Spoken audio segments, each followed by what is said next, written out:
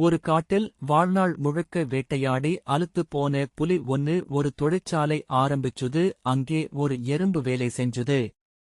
அது பாட்டுக்கு வரும், சுறுசுறுப்பா எல்லா வேலைகளையும் செஞ்சு முடிச்சிட்டு சாயந்தரம் ஆனா வீட்டுக்கு போயிடும். புலியாருக்கு ஏக சந்தோஷம், கணிசமான லாபமும் கிடைச்சுது. நல்லாத்தான் போய்கிட்டு இருந்தது. நடுராத்திரியில் திடீர்னு புலியாருக்கு ஒரு ஐடியா தோணுச்சு. எறும்பு தனியாவே வேலை செய்யுதே, அதை கண்காணிக்கிற அளவுக்கு நமக்கும் போதுமான அறிவு இல்லை. நாம எறும்பை கண்காணிக்கவும் ஆலோசனை சொல்லவும் ஒரு உற்பத்தி மேலாளரை நியமித்தால் உற்பத்தி அதிகமாகும்னு ஒரு தேனீயை கொண்டு வந்தது.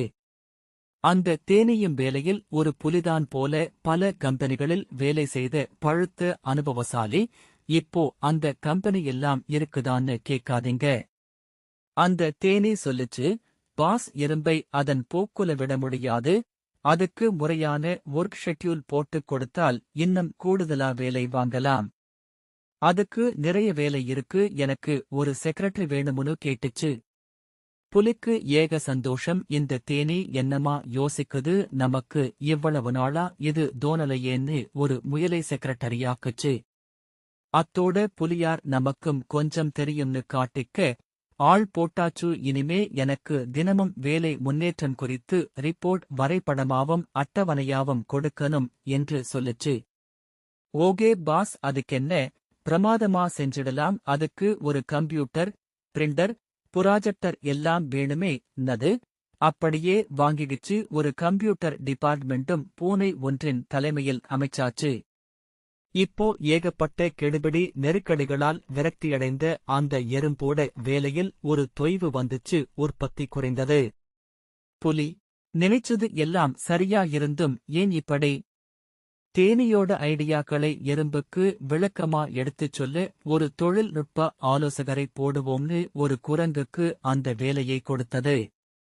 ஏற்கனவே டல்லான எறும்பை இப்போது குரங்கும் அதன் பங்குக்கு குழப்ப அன்றைய தினத்துக்காக திட்டமிடப்பட்ட வேலைகளை அன்றைக்கே முடிக்காமல் போனது எறும்பு.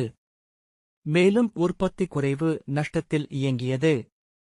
எதைத்தான் தின்னா பித்தம் தெளியும் என்ற மனநிலைக்கு ஆளான புலியார் நஷ்டத்தை சரிசெய்ய என்ன செய்யலாம்னு ஆராய ஆந்தையை நியமிச்சது. ஆந்தை 3 மாத ஆராய்ச்சிக்குப் பின் கடைசியா இப்படி சொன்னது. தொழிற்சாலையில் தேவைக்கு அதிகமா ஆள் இருப்பதே காரணம். யாரையாவது வேலையை விட்டு எடுத்துட்டா நிலைமை ஓரளவு சீராகும். யாரை எடுக்கலாம் அதையும் நீயே சொல்லிடு என்றது புலி. அதிலென்ன சந்தேகம், சரியாக வேலை செய்யாத அந்த எறும்பைதானே அதிரடியாக சொன்னது ஆந்தை. இப்படித்தான் உலகெங்கும் பொதுத்துறை மற்றும் தனியார் துறைகளில் எதுவும் செய்யாமலே படம் காட்டுபவனும் ஜால்ரா அடிப்பவனும் திருட்டு தனம் செய்பவனும் வெறும் வாயால் வேலை செய்பவனும் பிழைத்துக் கொள்கிறான். வேறெதுவும் தெரியாது வேலையை மட்டுமே செய்பவன் பாதிப்புக்கு உள்ளாகிறான்.